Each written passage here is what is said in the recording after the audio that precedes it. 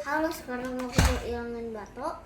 Jadi pertama kita harus air permen pedas dulu. Kita hirup udaranya.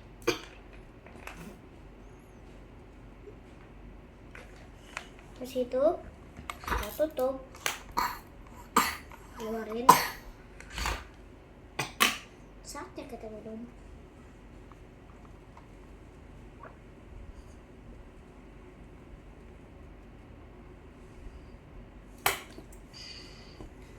Dan udah hilang batoknya. Terima kasih yang udah nonton. Dah.